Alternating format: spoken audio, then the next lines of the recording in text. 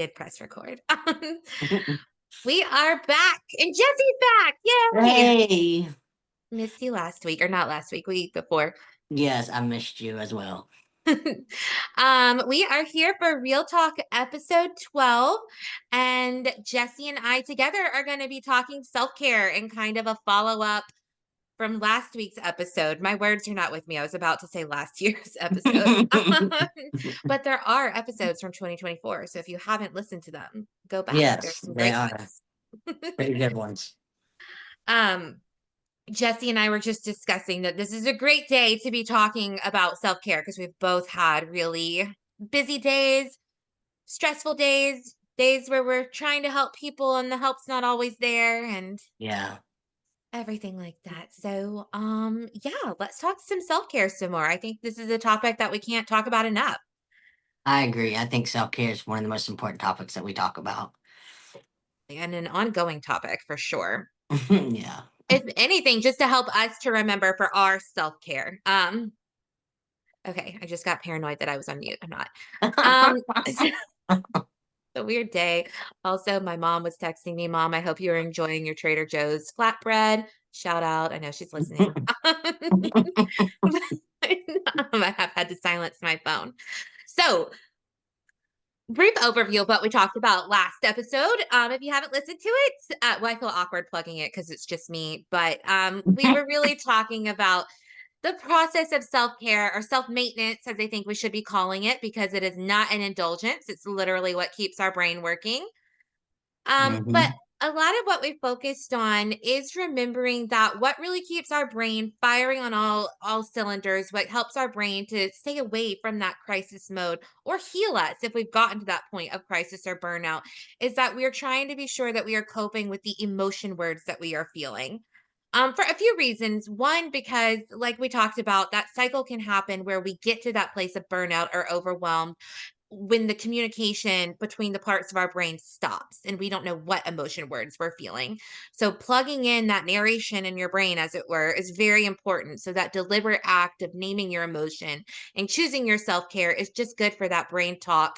And then, two, that if we're always trying to only cope with maybe what has happened to us, that might not always work. You can go through similar experiences of loss or stress or interpersonal fights and have different resulting emotions, feel differently after them just because it's different stage in your life, different day, whatever it is, the emotions come as they come. We don't get to choose them. And so actually making sure that you are choosing the coping mechanisms for what you are feeling is super important, and making sure that you're actually getting that nourishment, that replenishment for your brain. So, Jesse and I are going to have an episode of self disclosure, and we're going to talk through what type of different coping mechanisms, self maintenance, I almost said self love. That's not where we want to go. Well, unless that works for you. Sorry, wants to go. Not be recording today. Works with different emotions. So I think let's start with anger. I like to start with anger because I think that there's anger is, I think, often considered this emotion that's like the bad emotion. I think, Mhm. particularly, we're both in the South. That's also like we're not supposed to be angry. We're supposed to be gentle, and that Yeah. anger is bad. And anger isn't bad. Anger is good. We are supposed to experience anger when something makes us angry, but we want to cope appropriately with it. We don't want to, punch someone in the face or break a bunch of stuff unless you're in a rage room. That can be Yeah. helpful. But you want to feel that anger and you want to cope through it in a way that keeps your brain and your body healthy. Um, so let's talk through anger and allowing ourselves to feel it and what helps us to cope through it. Um, Jesse, what about you? I'll throw you into it first. What helps you the most, do you think, if you're feeling angry? When I'm feeling angry, I think what helps the most is journaling actually, because I like have an issue. Like I just say what I like what first comes to my head when I'm angry, and I'm trying not to do that because it can be like mean and hurt people's feelings.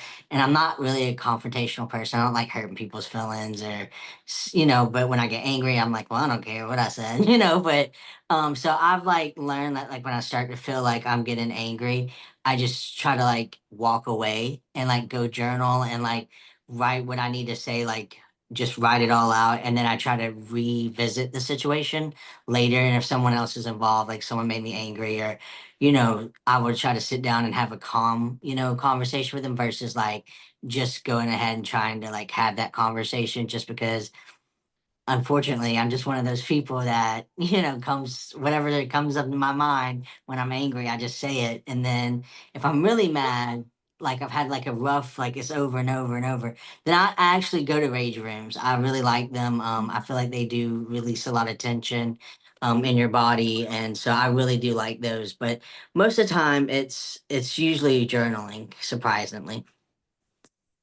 That's a great one. I love that I've never been to a rage room. I love that you've been to one.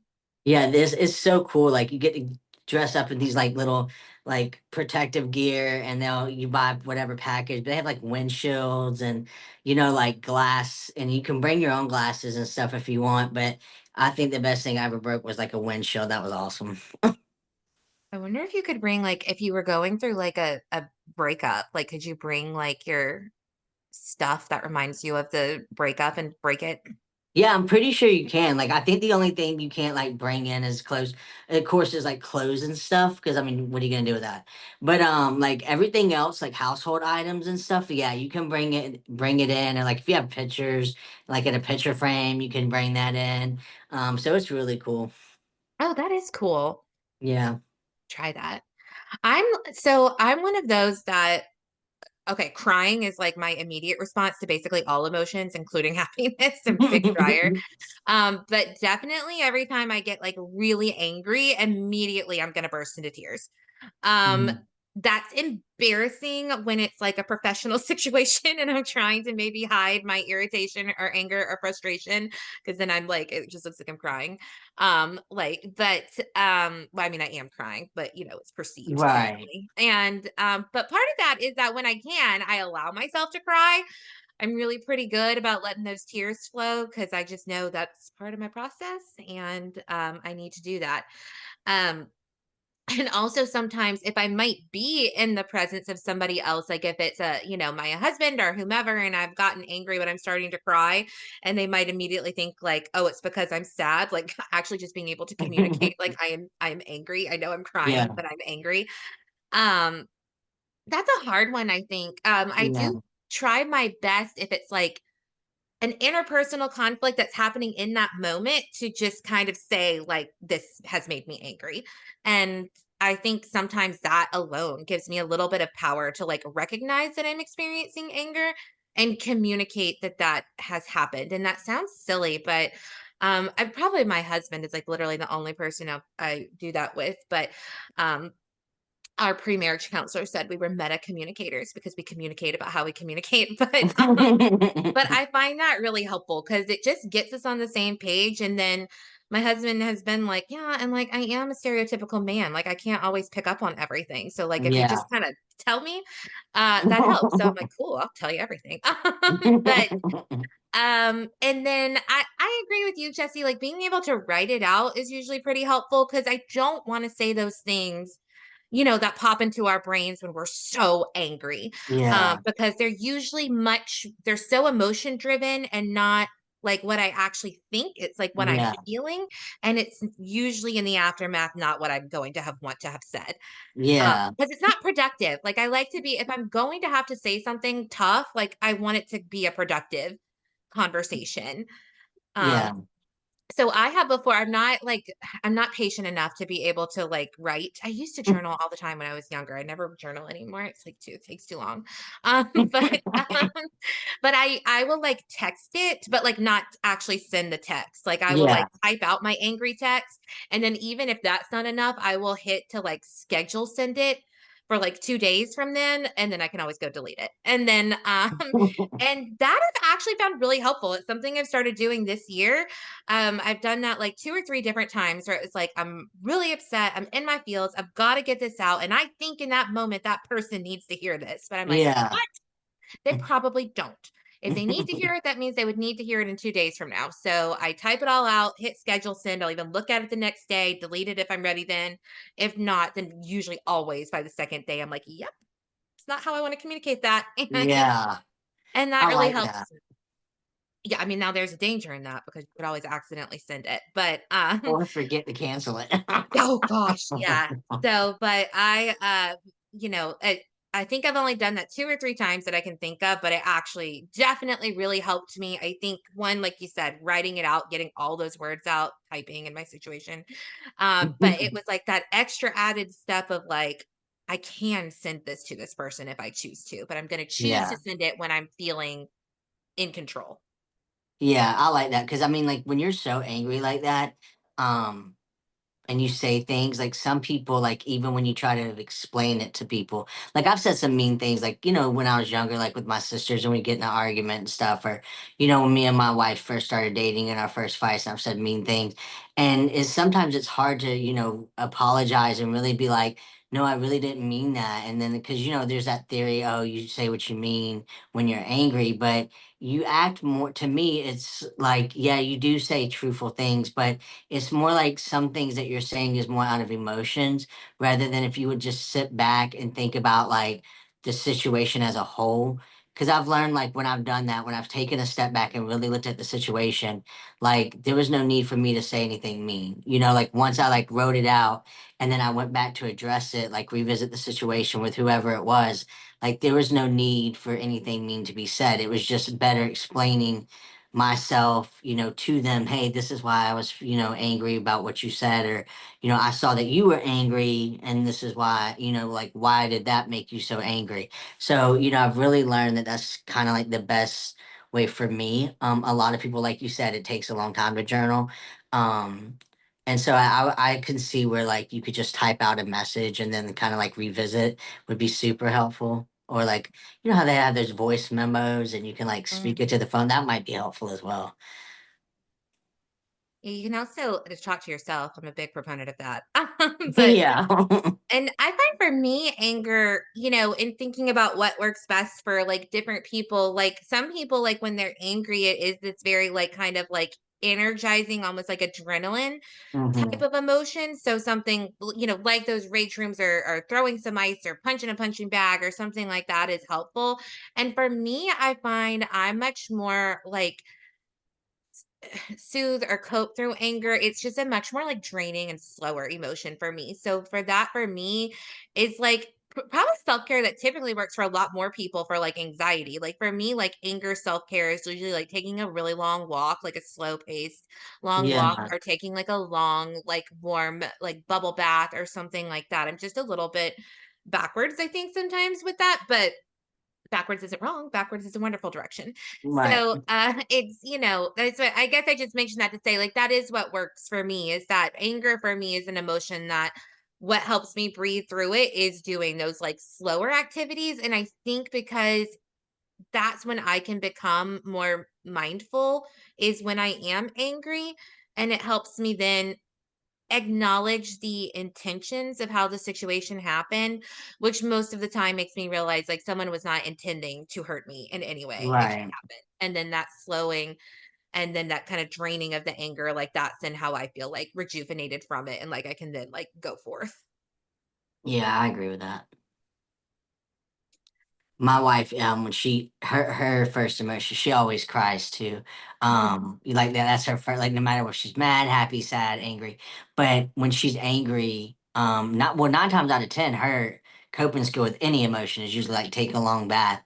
But I've noticed like when she's angry, it's easy. She either takes a walk or she sits outside and like just kind of like enjoys the fresh air. But most of the time, like anything, like sadness, depression, like anything. It's like anxiety is always taking a long bath, so she's a bath person.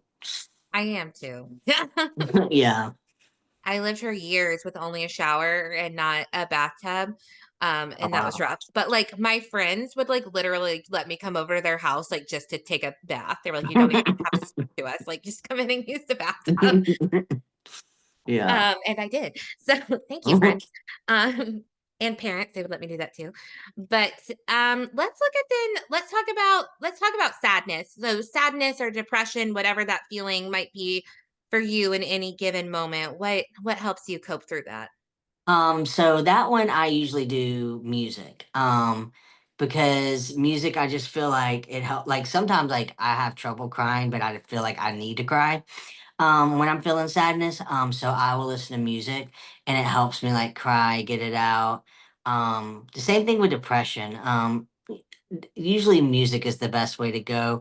And then when I start to like, I usually like start with a sad song, and then I just like kind of, it's so funny because I like work my way up to like the good feeling songs where I'm like dancing at the end, feeling good. But yeah, most of the time when I have those type of feelings, it's usually music, or if or sometimes like I just feel like I need to be left alone. And so I'll like lay in bed and just like kind of like think about everything, and just try to like work it out through, going through stuff in my head. But I usually do have a little AirPod and listen to music still. So that's probably about what I do. Yeah. Yeah, I mean, I think I'm similar because I feel like for me, sadness is kind of the emotion I have the hardest time like sharing with other people. When Hmm. I'm really sad or if I've gotten to a place where I am depressed, like I don't want to talk about it. Right. So and I'm a pretty verbal person, as is probably pretty obvious, but sadness for me, like it takes a lot for something to kind of get me really sad.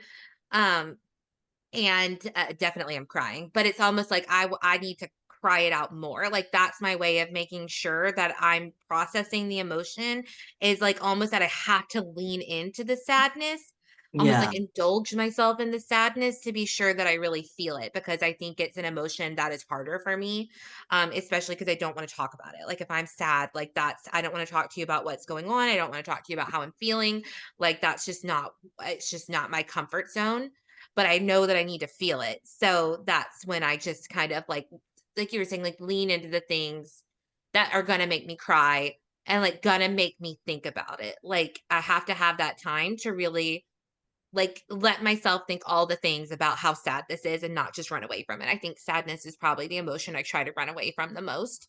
Yeah. So I have to kind of like focus on letting myself feel it. And that'll be sometimes with music, and I'm not even an extremely, like, music person, so that's why usually, like, people can know, like, I've gotten to a place where I'm pretty sad, but I'm like, I've had my YouTube playlist kicks up, it knows exactly what's going on, um, and my songs come on that I will sob and sing along to poorly, I might add, I'm not very musical, and, or I'll put on, like, a movie that I know always makes me cry. I've mentioned it before, go-to is the 1990s movie, The Little Princess. I will sob every single time I watch that. Or just something that, yeah, it's like a guarantee, like tearjerker. Like I just really know for sadness, for me to cope through it, to make sure I've acknowledged it. Cause I guess it's beyond just like, I'm gonna self-care myself. I'm like, I gotta make sure I feel this. That's my Yeah. one I have to pay attention to the most is like get by yourself, like and do music, do movies, do whatever you need to so that your mind can sink into the sadness and can feel it. And then we can start moving through it. But we have to acknowledge it first before we can move through it. Yes. I definitely agree with you on that one. Because I think sometimes that's what's interesting as I was explaining myself is like that we almost like feel like, well, you can't like lean into feeling sad too much because then you won't quote unquote feel better. And I Yeah. do agree that there comes a time where you must have a turning point that you need to try and figure out how you can keep moving on in Hmm. whatever way that means for you, depending on the situation and what you've got going on in your brain at that time. But it is important that you do let yourself feel that so that you can Yeah. heal. The healing place starts from the feeling place. And yeah, I think that so what I never really thought about it till we're talking it through right now, but I think that's my emotion I have the hardest time, just like acknowledging and letting myself experience. Yeah, I think I think I'm the same way like you are. Like I don't really like talking about it, And like people, like my wife can tell, she'll be like, "What's wrong?" And I'm like, "I just don't want to talk about it." Like even though I'll start crying because I don't know why, but when people ask me what's wrong and I'm feeling sad, I automatically cry. But I still Yeah. don't want to talk about it. Like I should be like, "Okay, okay, go do your thing, and then if you want to talk about it later, we can talk about it." Because like it's just hard for me. Like you said, it's just kind of one of those emotions. Like because I don't really feel sad a lot. Like I'm usually a happier, happy person. So like when things do get me down and sad, it's kind of like, for a long time, like I would fight it. I'm like, no, you can't be sad. Like, you got to be strong, you got to be tough. And I just noticed that it kind of makes you like, I don't know, kind of like numb. It kind of makes you numb inside. So like, and that's not a good way to be at all. You gotta lean into it, like you said, and you just gotta like even like listen to two or three songs and you're crying the whole time.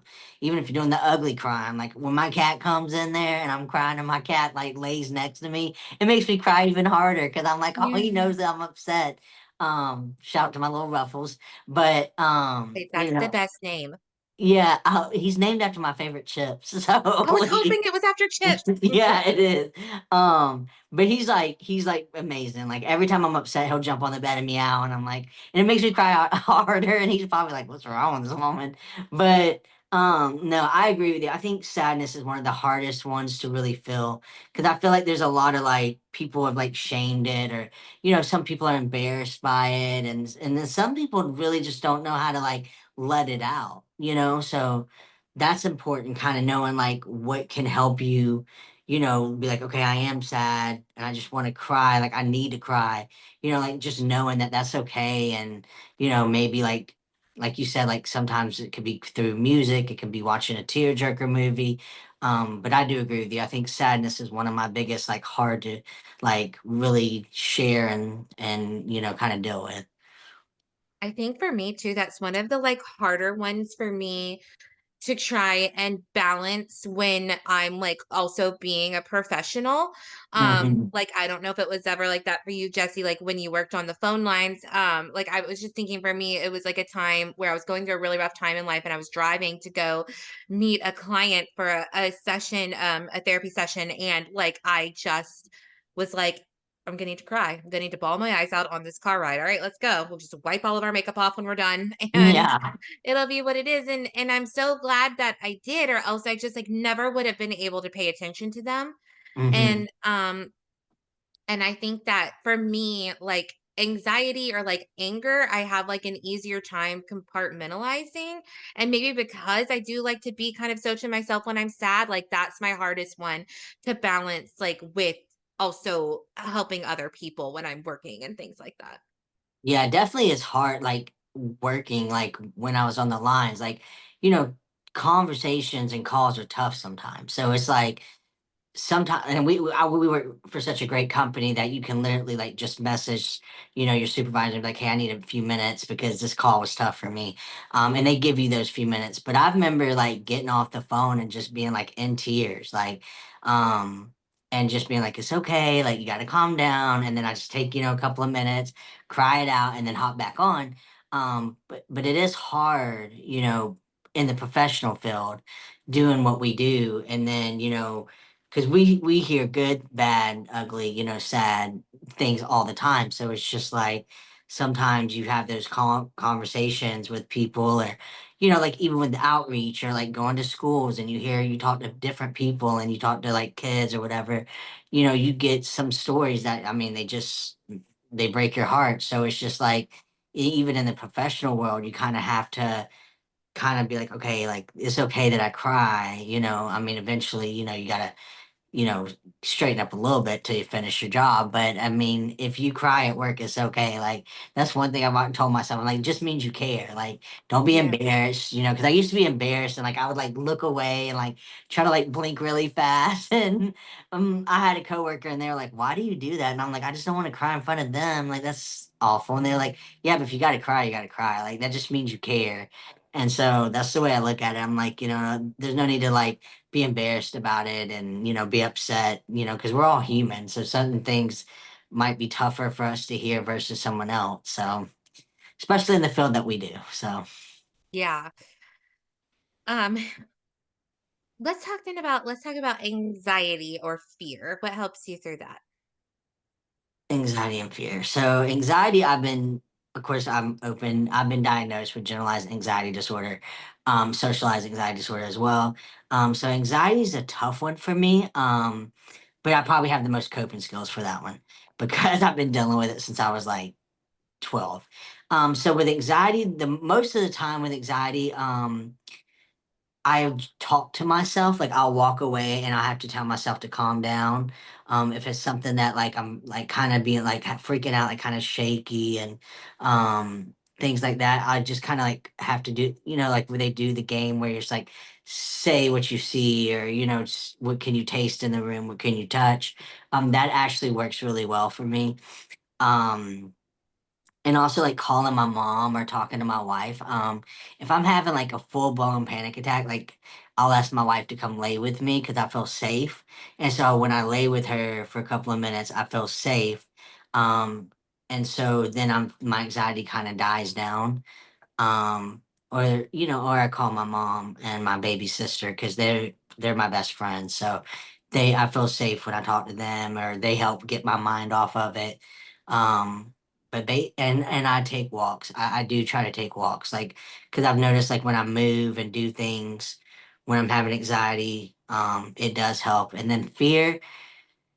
Basically the same thing. I mean, fear, I don't really feel like I go through that one a lot, but if there is something that I'm scared of, like hospitals and giving blood and stuff, I just try to look away. Or like I just try to like pep talk myself, like it's gonna be all right, like you got this. But yeah, that's usually pep talking myself. Yeah. Yeah, I'm really similar, I think. I mean, I'm the same as I shared on here that I also have generalized anxiety disorder. And I mean, it's like I don't even remember a time of not having anxiety. Of course, we didn't know what it was. We didn't call it anything when I was little, but now we're Right. together. But so I agree because it's something I've experienced so much, I do think I have the most coping skills for it and also can easily recognize it so well when it's coming on. And it's my one where I'm like, well, I'm not going to have control over this anxiety happening right now, but I can acknowledge that it's happening and cope through it. Yeah. I think it's my easiest, like you were saying, to just kind of let that happen. I'm definitely when I talk about this anytime I'm like training with self-care or anything, and I'm like, so many people like for anxiety or like preventing worry or restoring from worry, it's like gonna be those slower things. They're like meditation or yoga. And I'm like, oh, that does not work for me with anxiety. I need to be much more like, and that's the technical term. to to be able to get it out. I definitely like to talk it out. I'm usually pretty good at just saying like I'm having an anxiety spiral right now, so here's what's happening. And it's usually my mom or my husband, or I've definitely leaned on my friends. I was in the car with my friend, Kara. Shout out Kara. She listens now. The other day, and I just really had to say, okay, so I had this big anxiety spiral the other night. And she just let me get it all out. And she was wonderful. She just listened and then was like, okay, well, I will remind you what's real and what's not. And I love that people when can do that or that know me well enough to be like, let me get the whole thing out. You'll know that it's not real, but you can give me gentle reminders. Right. But they don't shut me down. I think my friends and my family are really, really good about that. I also think I've gotten to a fairly good place of like communicating my needs when it comes to my anxiety. Yeah. Um, but yeah, talking it out is usually my most go-to, or like that's like a dance party, or maybe like doing kind of a like more like exercise that takes a little bit more like energy, like Yeah. doing like a run instead of a walk, or like trying to lift heavier weights or something like that. Like yoga is never going to work in that time. It's just not like can't do the breathing.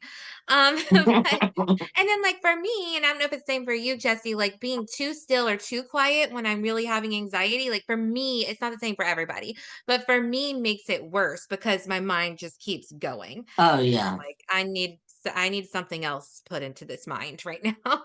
Yeah, I'm like you too, I'm like that too. If I just sit there and like try to like handle it or like and I'm not doing anything, I make it worse. And then I'm like, oh my gosh, I can't breathe. And I can breathe fine. But I've come through all these crazy like theories in my head. And so, I have to keep it moving and like, like I'll do chores. And my wife, she hates it because like I get up so early, and so like she'll wake up for a minute, and I'll be just like having anxiety. And I'm like, oh, and I've done this, I've done that, and then she's like, babe, it's 3 in the morning. I'm like, this is too early, and I'm like, well, I'll just continue doing the chores, And then like when we see each other, when wakes back up, she'll be like, okay, so what do you want to talk about? But I'm fine by then, But I do have like a routine that I do that helps. Like I'll do the cat boxes and then the dishes and then vacuum and like all before I have to be at work, and it just helps. Like nobody wants to do chores, but like chores are very helpful for me, like a routine. Because if I do start having anxiety, I'm like, well, I need to get to the cat box, or I need to go ahead and load the laundry. That way, when I get off work, I don't have to do that, and I have more time for myself for when I get off work. So I've noticed like certain like being on a schedule in a sense has helped me as well. Yeah, and they've done a lot of studies on like that impulse of like cleaning and organizing when you're feeling anxious, and that it is actually really helpful for those that it is helpful for, because it's like you are able to calm your outer settings with some Right. control as well. So it just like soothes your brain in that way. I end up throwing stuff like yesterday. I don't know if Lewis has noticed yet. Sorry, Lewis. Is like I threw all of the bread away in our house. I was like, all of this is old. I'm throwing all of the bread away, and I felt so much better. I don't know why though. We had like 4 half loaves of bread. One that's wasteful. Um, but yeah. So I threw all of the bread away and put chip clips on the open bags of chips, and I felt much better after. Um, but yeah, and I missed the garbage pickup, so now the bread's just gonna sit in there for a week, which is gross, but it's what It happened. But happens. I felt better, and it was expired stale bread. Yeah. So um yeah, so I completely get that. I had something else I was gonna say, but it's completely gone out of my brain now. Thinking about the bread and the wastefulness of the bread, and I feel bad that I have confessed that. Oh, I guess what I was gonna share is that, and I haven't talked about this on here yet, but was like for this past year for me, my anxiety actually got way worse. And it was all like hormonal. I got off of birth control, and it just threw everything off with me, and my anxiety got so bad.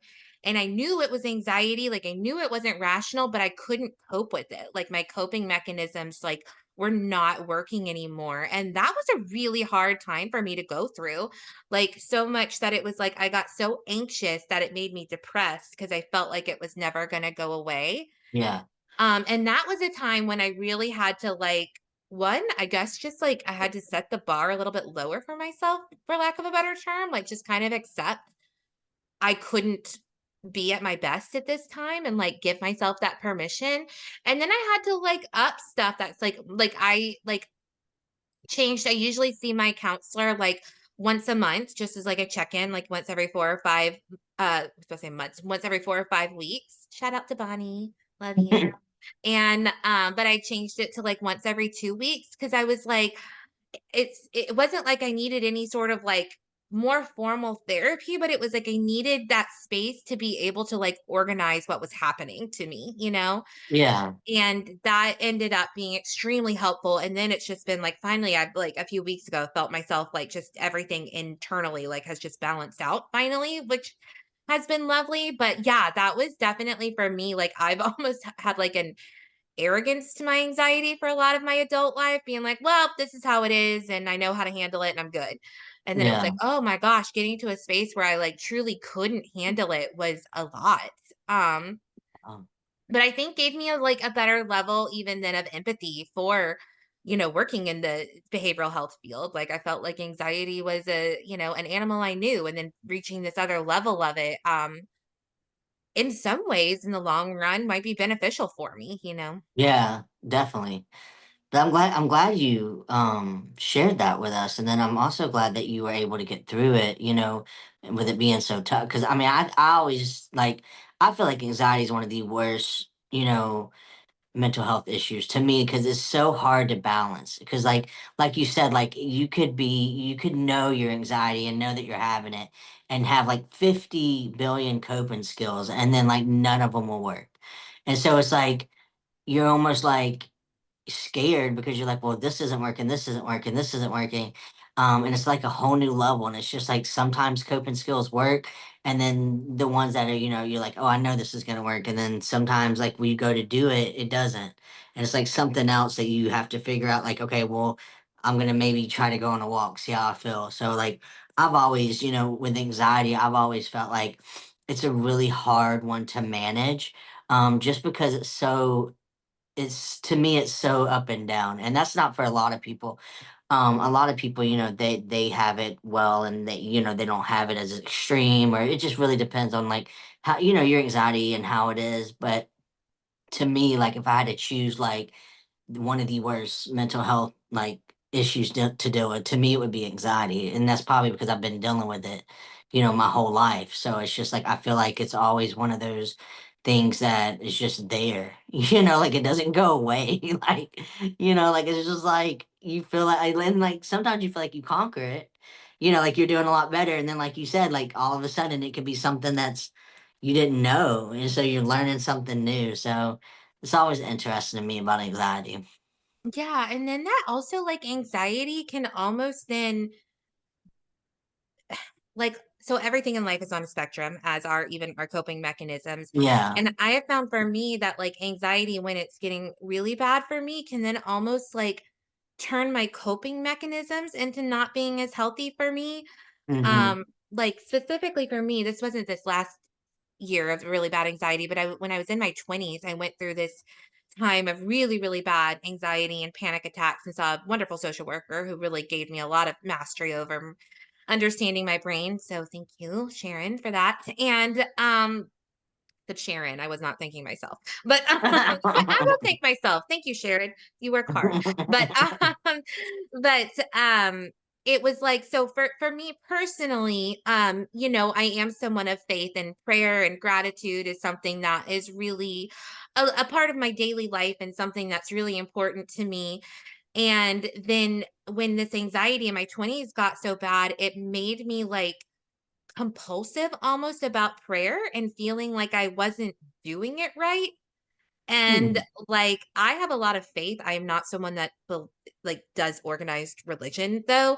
But, so then this, like, compulsiveness and feeling like I wasn't doing prayer right, like, makes no sense. It's just purely coming from my anxiety place, because I mean, that's what I say. I say that I am Christian, I'm not religious, because, that's just not what works for me in faith. Right. But, and then so it was like my coping mechanism was actually making things worse, because I mean, I literally found myself at the bathroom at work, on the floor, like on my knees, praying, which I don't think is something that someone has to do, because I just felt like I wasn't doing it wrong, and like I felt like I wasn't doing it right, and God was going to be mad at me. And I think that was truly like one of my breaking points of being like, well, this can't be right. Like, this isn't Right. what I believe in. This is just anxiety as a feeling of crushing doom leaking into this, and Yeah. so I think that is also a really complicated thing for me, specifically about anxiety, is that it can also, when it gets so bad, like, warp my coping mechanisms. Yeah. Yeah. And anxiety for me, and I've had physical symptoms. Like I remember I was at Yeah. work one time and I thought I was gonna pass out. And I remember driving, like there was a doctor's office like right above the hill where I worked. And I went to the doctor's office and my heart rate was like 152. Like, and he was like, "What's wrong? Like, did you take something?" Like, I'm like, "No, I'm just like," and I was sweating. So I have a lot of the physical symptoms. Like I had to be put on a beta blocker for a little while that normalized your heart because my anxiety was so bad that it would raise my heart rate. Now, it wouldn't do nothing to my blood pressure, but like, and I always felt like I was about to pass out. Never did pass out, but that's how I always felt. Like, and then like I would be shaky, my heart would be racing. I mean, it was just awful. And the doctor was like, well, let's put you on a beta blocker for a little while. Try counseling and let's try, some other things. And so, I mean, I will say for the bigger part, like it's not as physical anymore. Unless it's like a full blown panic attack. But I haven't had one of those in a while. But yeah, I mean, I was feeling like the physical symptoms, like I would feel sick. It was awful. Like I'm glad like I was Mhm. able to find something that helped with that because that's not a good feeling at all. Oh, it's a scary feeling, and then you don't wanna feel more scared when you're having anxiety, because that's Yeah.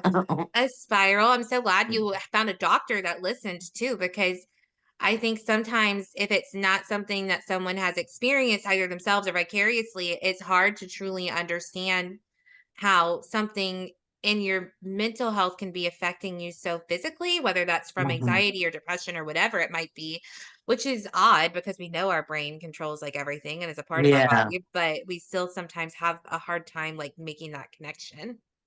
Yeah, yeah, and I do. It's hard to find doctors that understand that as well, besides like therapists and psychiatrists. But like when you have those physical symptoms and your heart is doing that, I mean, you got to figure something out because I mean, you're only wearing down your heart. Like if someone has anxiety every day and they're beating like anywhere between 120 to 150, multiple days for however long. I mean, that's not good for your heart health. So, I was very glad that he was like, "Let's do this for you," and it worked. I mean, my heart rate it didn't raise anymore, so that's a blessing in itself. Mhm. Yeah, absolutely. I mean, thank you for sharing that. Oh, you're welcome. Well, let's talk about those times when maybe we get to the crisis point, whether that's looking like a panic attack or we're just completely overwhelmed, or even if we've flopped, we've gotten emotionally activated, fight or flight, however we want to describe it, it all means the same thing, what can help in that situation. I know for me, one of the only times I can think recently that I've truly just hit that like emotionally activated fight or flight response mode was last year. It was like last year or the end of 2023. It must have been last year when my early last year when my husband and I were planning our wedding. Um, we had someone who was causing a good amount of stress on us. Anybody that knows me will know who that is. And we like did not have the tools to communicate about it yet. We have learned them since, which has been lovely. But and it was like I was trying when I explained it to I guess to my mom and then to my counselor and talking about it, where it was like we weren't fighting. It wasn't at each other. Like we weren't mad at each other and our conflict wasn't with each other. I was like, we were just like emotionally activating and bouncing off of each other. Like it's Yeah, the only way I can think to describe it. And I know for me when that's really happened, like I've really like my lid is split. Like I am no longer like in all of my neurocortical functioning. Is initially at first for me, I go in my closet and I shut the door and I do what you mentioned, Jesse, the like 5, 4, 3, 2, 1 of like what are 5 things I can see, what are 4 things that I can hear, 3 things that I can touch, 2 things I can smell, something I can taste. And that grounding exercise, I mean, y'all, it works. it does. It does. And I think I mentioned it in last week's episode, but again, it forces our brain because when we are in that crisis mode, the panic attack, our lid is split, we're in fight or flight mode, even if it doesn't look like what fight or flight mode might look like when we perceive it in our brains. So forcing your brain to acknowledge all of your senses forces your brain to acknowledge there's no immediate threat to your body. So it will turn off your fight or flight mode, and then that will now allow you to regulate. So if you've never tried it, give it a try. It doesn't take very long, and it truly is extremely helpful. So just a plug for that. Yeah, and I think I do the same thing. Like I notice like when I'm like that overwhelmed, like my body just shuts down. So I'm just like, okay, we need to like bring ourselves, up. So like I kind of do what you do. I mean, I don't go in the closet because my closet is a craft room that my wife built. So can't go in the closet, but I do I do go like either on the porch, like or balcony, or like I'll go in like the bathroom and just sit there with the lights off, and then I'll kind of like just do the grounding exercise, or like I just like I pray. Praying helps me.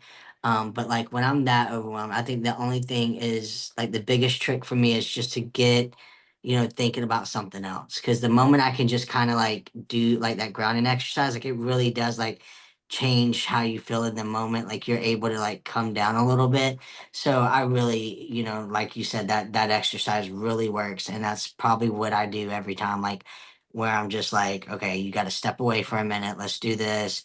And then sometimes like if for some reason it doesn't work, I have like adult coloring books. They're all of cats, but I'll start. I'll do that. I'll color like a picture, and that helps too. So I mean, I think that's one of the most helpful things. that I've learned, like probably in the last 6 or 7 months, is like coloring. And then my wife got me a cat sticker book where you like it's like sticker by numbers or something. So you like find the number and then you pull off the sticker. So and then it makes like a bigger picture, and all of mine are cats. Fun. But yeah, but it's neat and it works. It does like kind of help you like take some deep breaths and calm down and kind of like focus on something else, you know. So I think that's been helpful. That's what I Yeah. do. And I think this is kind of another good example of like also knowing like what works best for you because it's different for different people. Like Right. coloring books and things like that are so helpful for a lot of people. For me, nothing could stress me out more. And that's just me. I'm bad at it. I'm bad at coloring. I always have been. Like literally even in like pre-K, like bad, embarrassingly bad at coloring. It's not my thing. And it stresses me out. So it's why it's good to like know those things because Yeah. there are so many great, self-care suggestions and tools and influencers and podcasts like this wonderful one. But you have to know what works for you. It doesn't make me wrong because I don't Right. want to color when I'm overwhelmed. It just means like that's not what works for me, even though it works for a lot of people. Yeah. And we do want to just remind again that like getting outside if you can is super helpful. You might want to ground or calm first, whatever's going to work best for you so you don't get too overwhelmed, but being able to breathe in real outside oxygen and then that floods your sensory information some more, which is so helpful for our brain when it's trying to recover from this emotional activation, like hearing the trees, hearing the birds, hearing traffic, even if that's what it is. Smelling the grass, smelling the dumpster, even if that's what it might be either. I mean, truly, and like seeing what's around you, it's so, so healing for our brains and restorative, especially if we have hit that point of emotional activation. And then to like also look at our bodies. Like, we talked last episode about releasing the tension in your body and the internal signals that we send to our brain about safety and that holding tension can be one of those. But when we are emotionally activated, when we are in fight or flight, we do lose some of that ability to internally regulate. So we might not be able to just scan and release the tension like normal. So you actually might really kind of need to consciously like move it, shake it out, like, Yeah. aggressively to kind of almost like force your body into like loosening itself. So learning things like when you're dropping the tension or even just, shadow boxing or whatever to like move your limbs to force them into relaxation can be really helpful in helping your brain to like reset itself. Yeah. I definitely agree with that, and I think being outside is really helpful too. Like my wife, her job has been very stressful lately, and she works from home, so she's been actually working outside. Like we have these like long tables, and so she connects, to the Wi-Fi, and she'll sit out there all day and drink her little stress tea. But she does feel better, at the end of the day because she's been outside all day, even though her job's stressful. She's had her tea, she's got the cats lay out there with her, and she's hearing the birds, the traffic, and I mean, I've just noticed like she does a lot better like when she has a very stressful day and she works outside versus when she works at home, inside. And then I know like when we get off work, we'll meet up and she'll be like, let's go on our walk, let's go, Mhm. we try to walk every day. I recently just had surgery, so I really can't walk that far right now, but I have walked to the mailbox, which is, we live in an apartment, so we're in the back, so it's a good distance, but we usually walk a lot more, but I have to wait to be, heal before I can walk that distance. But I will say that's probably a lot of people don't realize how much like being outside does the body good, and a lot of people, they don't know. And, I've even had doctors tell me, go outside, sit outside for 10 minutes, enjoy some fresh air, you'll feel better. And I didn't really understand it either. I'm like, it's not gonna make me feel better, but all right. But it did, Yeah. and it's nice. So I do think that's a great coping skill or, a situation. And then you can like, stomp around or do whatever you want outside and, kind of like you said, force your body into relaxation, like obviously not gonna do yoga and Pilates, but other things help you. And then some people they yoga and Pilates help them. So I mean it just really depends on who you are. Yeah, absolutely. And talking about working from home, Jesse, is a lovely segue into our kind of final self-maintenance, self-care, coping category that we're going to talk about. Bullet point. Um, let's just kind of the stuff that helps you, like, I know especially that we work a lot from home and things like that, like a lot of people do now too. So what Mhm. helps you, like I mentioned in the last episode, our brain likes that separation, that compartmentalization. So what are things that help you that are just kind of on your go-to to like be able to unwind when your work day is over, or even maybe if you've had like a stressful personal day or something to help you just kind of like let it loose, let it go, whatever. Well, definitely working at home, kind of separating like so I have an office and once I'm off work, I try not to go back in that room. Because I because it's all officey and I'm just like, no, I don't want to see it. Um By the way, but you and your wife are making me feel like y'all have it so much more together than me because you have an office and a craft room. Um, and they're in the and same room. So, so we got a two-bedroom apartment, and then the the second bedroom, it does have a bed in there, but it has like my desk, my office stuff, and then we have huge walk-in closets. And so you open up the closet, and it's like a full-blown like craft room. So, if our family comes and stays with us, we give them the room. Of course, because we got a big bed in there and they can hang up their clothes if needed or whatever. But yeah, it's an all for one room. I feel like it's just a cool room.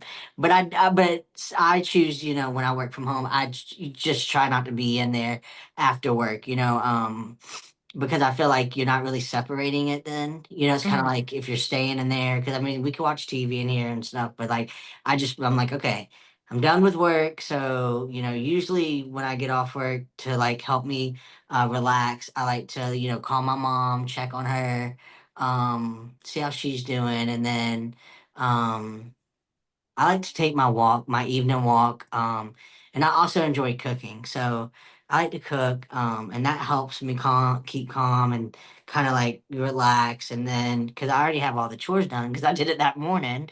Um, so just really just kind of taking time for myself as well. Like whether that be taking a bath or reading a few chapters of the book I'm on, or watching a crime show, just making sure I take some time for just me as well. Um, and maybe even journaling sometimes, not really unless I'm need to, but yeah, I would say that's what I kind of do. Just kind of chill, just kind of like make sure I'm taking some time for me and then stay away from the office room. Yeah.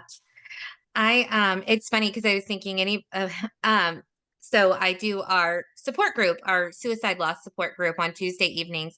And sometimes at the end of group, if we've had kind of a particularly heavy one, we'll close out with talking about what we're all going to do to take care of ourselves afterwards. And I'm always the same, where I'm like, I'm going to watch Real Housewives and I'm going to cook dinner. Um, and that is always mine. I would also like to self-disclose so that I don't just sound like I'm this like wonder, like I only do the healthiest of coping. I also love pouring me a glass of wine and Yes. putting on my Real Housewives and cooking. And I don't know, just don't want to like act like I'm like, oh, I only do everything that's only perfectly healthy for me. So yeah, because anybody that knows me that's listening to this would know that's a lie. But wine, just like anything, is on a spectrum. And also knowing that wine's not going to make anything better, except for it just tastes lovely. Yes. But yeah, I do truly. I think for me, I love like Real Housewives or like Bravo, like reality shows, and I think Mhm. it's because, especially if I've had like a heavier day, like just being able to like indulge in like other people's lives and in the frivolity of it all and things like that is so like fun and like distracting for me. And I like to like pause it and like talk to Lewis about what's going on and why the conflict happened. He's very sweet and indulging me and listening to it. But and so I just find that really fun. That just like releases some dopamine for me. And then yeah, I do love cooking. Um so that's usually my go-tos for the end of the work day is that I want to cook dinner and I want to watch my Real Housewives and probably talk about it. Or Lewis and I a lot of the time will go to the porch. We have like a little dartboard out there. And we have a disc golf goal in our yard. So we might like play darts or disc golf. I think he's a little shy about that with me now because I accidentally hit him in the ankle. Um with a disc the other week, and he got, like, a legit, like, hematoma. Oh, wow. But that was an accident. Um, so, yeah, we do that a lot.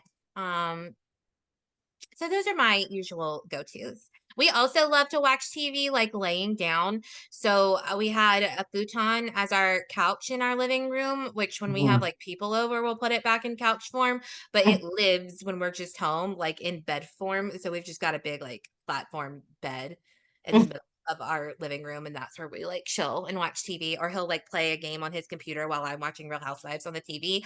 But we just like to, like, be together, like, physically, like, right in that moment where we can just, like just, like, "Let me put my arm on you." We don't have to, like, interact any other way, Yeah, but that just is helpful for both of us. that's awesome, yeah. Well, we would be oh, thank you. I'm sorry, I think I was lagged. Oh, I'm just saying Um, that's awesome. we're weird too, like, you don't wanna see what happens. But you know, we would be remiss. We, of course, want to always plug that 988 is available 24 hours a day. Just those three Mhm, digits you can call or text 24 hours a day. ViaLink is proud to be a 988 center for Louisiana, but 988 is available all over the country, all over the US. And that is available 24 hours a day. Text or call 988. That is for if you just need to talk, you're feeling overwhelmed, mhm, they're there to try and help you figure out your best way to cope, and that is there too for if it is that distress, what you've been dealing with is having those maybe thoughts of suicide, if that's something that you cope with, intensify or feel worse, whatever degree of suicide ideation you're having, 988 is there for any of that, all the way from, "I just need to talk it out," up until, "I think I might attempt and I can't keep myself safe." Never hesitate to call 988, but remember, it is also there if you just need to talk. You do not have to be having active thoughts of suicide to utilize 988 and to reach out and to get support, because whatever you're going through really matters and you deserve the support when you need it. So that's there 24 hours a day for you. yes, yes, yes, yes. All right, Jesse. So then let's close it out this way. What's your self-care, self-maintenance coping plan for the rest of your evening today? Well, I am going since dinner is cooked, I'm gonna eat dinner when we get off here, and then probably relax and watch some TV. Yay! We are going to, I'm sure Lewis will be home before too long. But probably play darts again. We're in the middle of a tournament. I've lost all of them, so it's not much of a tournament. But and then we're also in the middle of trying to like convince this cat to be ours that comes in our yard. So we're probably gonna feed Ophelia. um, and try and keep luring her into our affection. That sounds creepier than I mean it. And um yeah, then I think I'm gonna watch some Bravo and Lewis. Oh, it's Wednesday, so Lewis is gonna, is it Wednesday? It's Yeah, Wednesday. it's Wednesday. So Lewis is gonna watch wrestling and I'm gonna watch reality TV. So Oh, this sounds like a good plan. that's how we do it here in the Martin household. Um, well, thank y'all for listening with us. Thank you, Jesse, for being back. I missed you and us having some Yes, real talk. And yeah, all the great reminders for ourselves about self-care. yes, and thank you for sharing everything that you shared today and holding down the fort last week when I couldn't be here. Well, you've held it down many times without me, so and in a much more organized fashion. So thank you, and thank you to all of our listeners. And we will be back in 2 weeks with some more real talk. All right.